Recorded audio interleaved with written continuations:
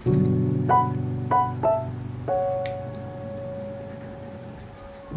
बच्चों, जैसा कि आप देख रहे हो आज का हमारा टॉपिक क्या रहेगा, तटस्थावक्र इंडिफरेंस कर्व। इंडिफरेंस कर्व होता क्या, सबसे पहले हमें यही जानना है। अगर मैं इसकी डेफिनेशन की बात करूं, और डेफिनेशन से भी पहले मैं ये वर्ड लिखा हुआ ना जो इंडिफरेंस, इसका मतलब बता देती हूँ। जैसे मैं यहाँ लिख देती हूँ आपके सामने करेक्ट। क्या लिख दिया मैंने? करेक्ट। करेक्ट का मतलब होता है, आप लोगों को सही पता है, सही, हिंदी में मीनिंग इसका। और फिर मैंने लिख दिया इनकोरेक्ट। इनकोरेक्ट का मतलब क्या होता है? गलत, मतलब इसका अपोजिट।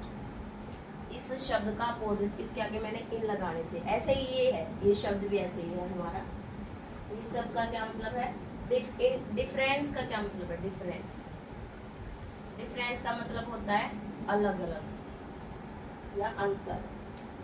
जो डिफरेंस वर्ड में लिख देती हूँ यहाँ पे, डिफरेंस का मतलब क्या है? अलग, या जिसमें अंतर हो, अलग अलग अंतर आ जाए। और मैंने इसके आगे इन लगा दिया, तो इनडिफरेंस का मतलब होता है सेम। क्या होता है? सेम या समान, एक समान, एक जैसा, ये है इसका मतलब। ठीक है, अब अगर इसकी डेफिनेशन की बात करूं मैं, तो इनडिफरेंस कर्व मैंने लिखा तटस्थावक्र, मतलब एक समान। क्या? उपभोक्ता की बात है, एक हमारी माइक्रो की थ्योरी है। जो हम संतुष्टि होती है ना, अपनी कंज्यूमर की सेटिस्फेक्शन होती है, इसको किस में मापते हैं? ऑर्डर में मापते हैं, ऑर्डिनल थ्योरी बोलते हैं इसको। कैसा सिद्धांत है ये? कर्मवाचक। कैसा सिद्धांत है? कर्मवाचक उपयोगिता का सिद्धांत है। कर्मवाचक, कर्मवाचक उपयोगिता।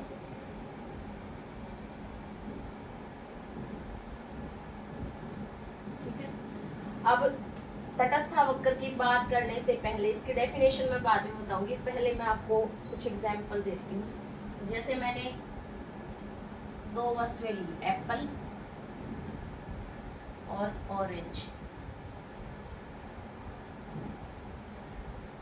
और मैं क्या कर रही हूँ, एक एप्पल खा लेती हूँ और उसके साथ 15 ऑरेंज ले लेती हूँ।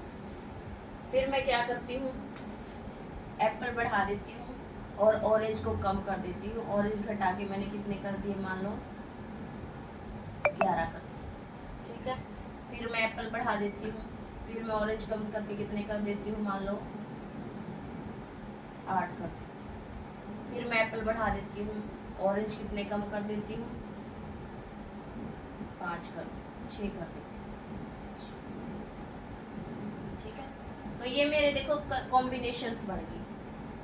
ये पहला, ये दूसरा, ये तीसरा, और ये चौथा, लास्ट। मैं एप्पल का कंजम्पशन बढ़ाती जा रही हूँ एक एक करके, और ऑरेंज का क्या करती जा रही हूँ, कम करती जा रही हूँ। देखो, पहले मैंने 15 ऑरेंज लिए एक एप्पल के साथ, तो भी यहाँ एक कंज्यूमर की बात करें तो उसको ए कॉम्बिनेशन पे क्या मिल रही है, उतनी ही संतुष्टि मिल रही है, समान संतुष्टि। खुश है वो इस पे ए कॉम्बिनेशन से। बी पे भी, बी कॉम्बिनेशन पे भी ये संयोग है मेरे, बी कॉम्बिनेशन पे भी क्या मिल रही है उसको, उतनी खुशी मिल रही है, उतनी संतुष्टि मिल रही है जितनी ए पे मिल रही थी। ऐसे ही सी कॉम्बिनेशन पे भी वो क्या कर रहा है, उतना ही संतुष्ट है जितना वो ए पे था, उतनी ही संतुष्ट है। और डी कॉम्बिनेशन पे भी वो उतना ही संतुष्ट है जो वो ए बी सी पे था। ठीक है, कुछ समझ आ रहा है? हम क्या कर रहे हैं यहाँ, कंज्यूमर के बिहेवियर को देख रहे हैं, कैसा व्यवहार कर रहा है वो। एक वस्तु को, एक एप्पल को यूज करा 15 ऑरेंज के साथ, फिर एप्पल को बढ़ा दिया तो ऑरेंज को कम करना पड़ा, फिर एप्पल को बढ़ा दिया ऑरेंज को और कम करना पड़ा, फिर एप्पल को बढ़ा दिया ऑरेंज को कम करना पड़ा। ठीक है, ये चार उसके पास क्या आगे, संयोग आगे, कॉम्बिनेशन आ गई, जिसको वो क्या करता जा रहा है, एप्पल को बढ़ाता जा रहा है, ऑरेंज को कम करता जा रहा है। पर यहाँ देखो, जब वो ऑरेंज को छोड़ रहा है ना, ऑरेंज का सेक्रीफाइस कर रहा है, पहले उसने कितने ऑरेंज छोड़ दिए, 4। 15 से 11 पहले 4, फिर कितने छोड़ दिए, 3, और फिर कितने छोड़ दिए, 2। ये जो रेट है ना बेटा, ये देखो, पहले 4 छोड़े, फिर 3, फिर 2, इसको बोलते हैं सीमांत प्रतिस्थापन दर। क्या बोलते हैं इस रेट को, सीमांत प्रतिस्थापन दर। इसको सीमांत प्रतिस्थापन दर बोलते हैं।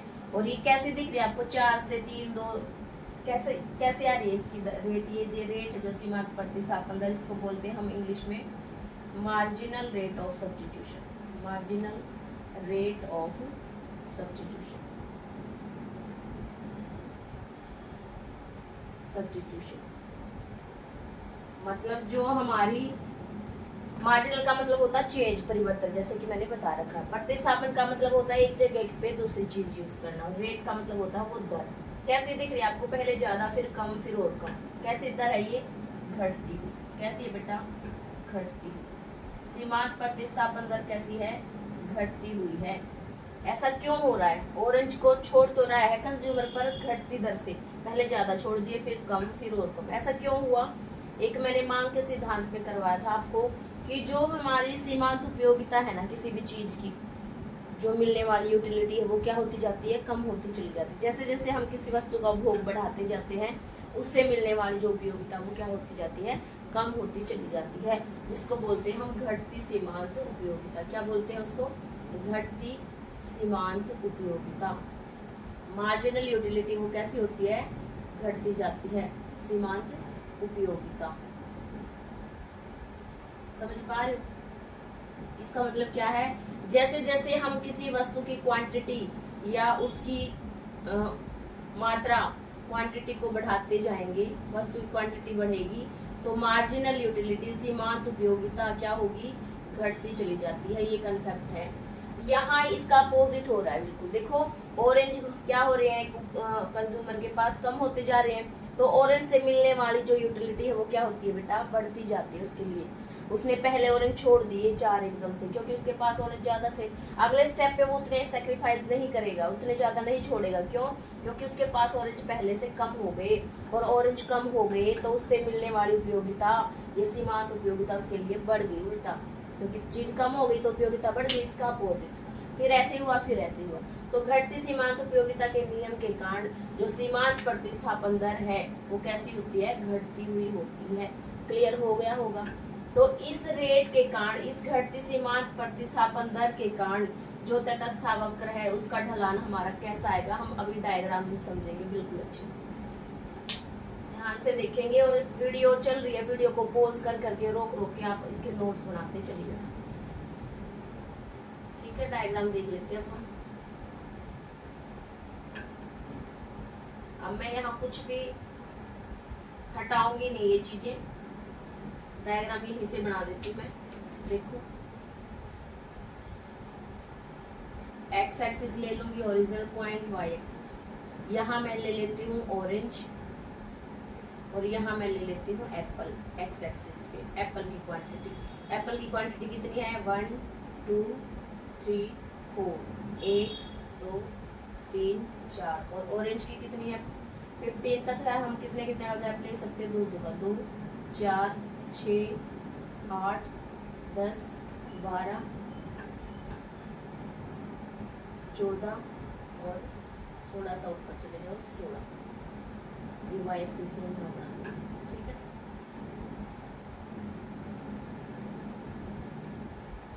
दो 4 6 8 10 12 14 और 16 दिख रहा होगा अच्छे से। जब हम एक एप्पल यूज कर रहे हैं तो उसके साथ ऑरेंज कितने यूज करें, 15 देखो यहाँ आएगा 16 और 14 के बीच में, इनको मिला देंगे, एक पॉइंट आ गया हमारे पास। फिर 2 एप्पल के साथ 11 कहाँ आएगा, 10 और 12 के बिल्कुल बीच में। 2 एप्पल के साथ हम कितने ऑरेंज कंज्यूम कर रहे हैं, ये आपको उपभोक्ता कितने ऑरेंज कंज्यूम कर रहा है, 11।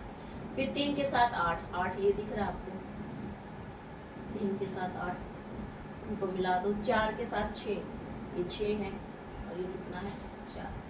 अब हमारे कॉम्बिनेशन आ गए हमारे पास, ए कॉम्बिनेशन, बी सी और डी। इन लाइनों को अगर, इन पॉइंट्स को अगर मिलाओगे, इन कॉम्बिनेशंस को मिलाओगे, देखो आपको कैसी लाइन जाएगी, इसी को बोलते हैं आईसी या इंडिफरेंस कर्व या तटस्था वक्र, तटस्था वक्र। समझ आ गया होगा। अब इसकी डेफिनेशन की बात करो, आपके सामने सब कुछ है प्रॉपर। अब डेफिनेशन क्या होगी, तटस्था वक्र, ये जो वक्र है 2 वस्तुओं के, ऑरेंज और एप्पल की उन विभिन्न संयोगों को दिखाता है, विभिन्न संयोग ABCD, उन विभिन्न संयोगों को दिखाता है जिससे उपभोक्ता समान रूप से संतुष्ट होता है। हर कॉम्बिनेशन पे, चाहे वो 1 एप्पल के साथ 15 ऑरेंज खाए तो भी उतना ही खुश है, 2 एप्पल के साथ 11 ऑरेंज खाए तो भी उतना ही खुश है, 3 एप्पल के साथ 8 ऑरेंज खाए तो भी उतना ही खुश है, ठीक है, 4 एप्पल के साथ 6 ऑरेंज खाए तो भी उतना ही खुश है। तो ये है तटस्थ वक्र का सिद्धांत। डायग्राम, टेबल और एक्सप्लेनेशन, मतलब डेफिनेशन मैंने बता दी, इसका मतलब ये है। क्लियर हुआ बेटा?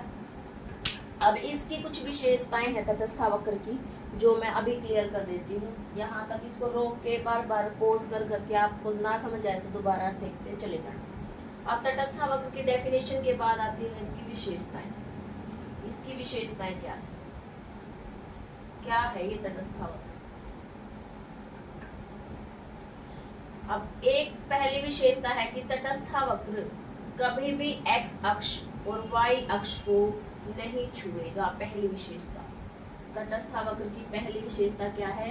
तटस्थ वक्र कभी भी x अक्ष और y अक्ष को नहीं छुएगा। क्यों नहीं छुएगा? इसका क्या कारण है वो विद एक्सप्लेनेशन दूंगी मैं। पहला इसकी विशेषताएं हम करेंगे, विशेषताएं, फीचर्स, विशेषता इसकी तटस्थ वक्र की आईसी की विशेषताएं हैं कि जो इंडिफरेंस कर्व है, तटस्थ वक्र है, कभी भी नेवर, कभी भी x अक्ष, OX जो हमारा अक्ष है ना उसको, तथा OY अक्ष, OY जो अक्ष है उसको नहीं छुएगा, नहीं छुएगा।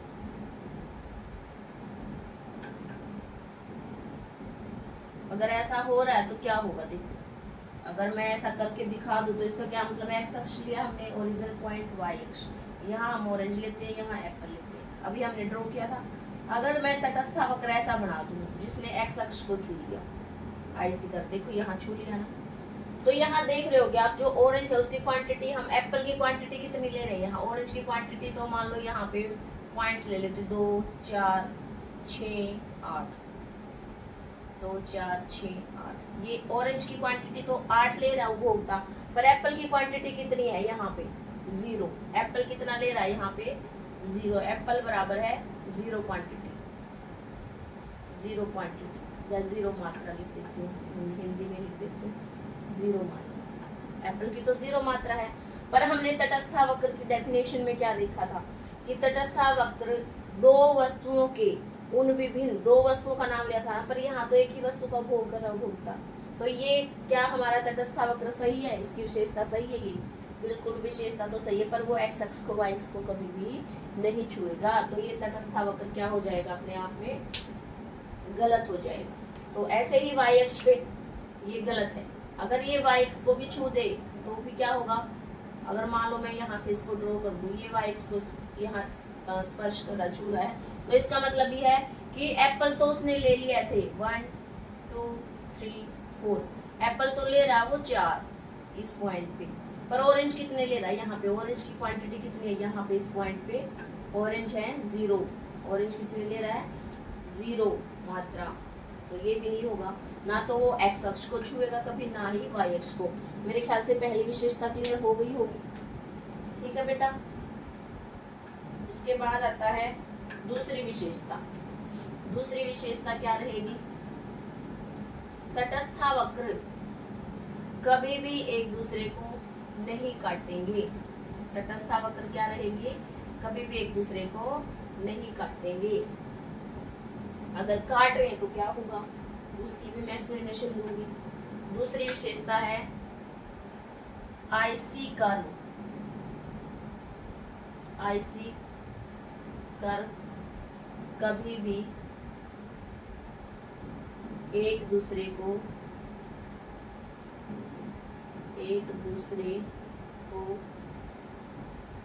नहीं काटेंगे। 2 आईसी कर्व, यहाँ मैं लिख देती हूँ, 2 आईसी कर्व कभी भी एक दूसरे को नहीं काटेंगे।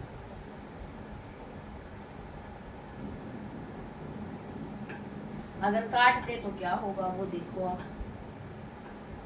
Origin point Y axis orange apple. यहाँ हमने IC1 ड्रॉ किया है, IC1। अगर मैं इसके ऊपर एक ऊपर वाला IC1 बना दूं तो मतलब है ये ऊपर वाला अधिक संतुष्टि को बता रहा है, ये कम संतुष्टि को बता रहा है, क्योंकि इसके ऊपर हम जाएंगे तो ज्यादा वस्तुओं का उपभोग कर रहे हैं हम। इसके नीचे आएंगे तो नीचे वाला रेफरेंस करवे को ड्रॉ कर दूं तो इसका मतलब है कि IC2 बना दिया मैंने, ये कम संतुष्टि को बता रहा है, ये और ज्यादा, ये और ज्यादा। ऐसे ही ऊपर तक जाएंगे तो हमें अधिक से अधिक संतुष्टि मिलती जाएगी, क्योंकि हम ज्यादा वस्तु का उपभोग कर रहे हैं। अब ये बात आती है कि अगर दो इंडिफरेंस कर, दो IC कर्व एक दूसरे को काट दे तो क्या होगा। जो हमने विशेषता लिखी है, अगर दो IC कर्व एक दूसरे को काट दे तो क्या होगा।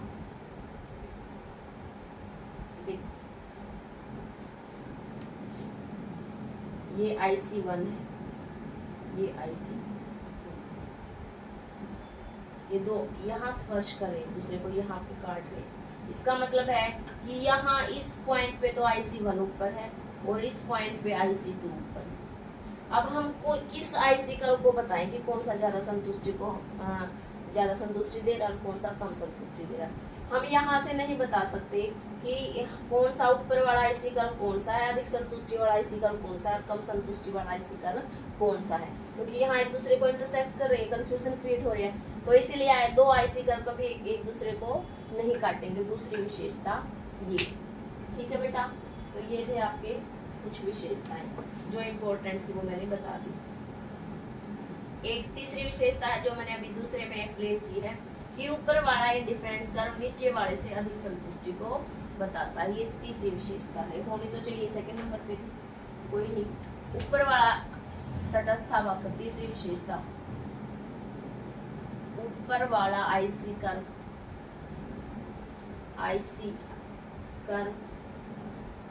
नीचे वाले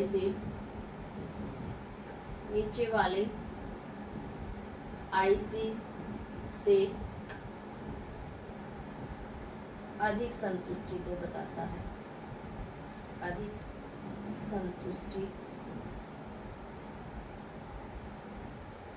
को दिखाता है, को दर्शाता है, दिखाता है, बताता, कुछ भी दर्शाता है।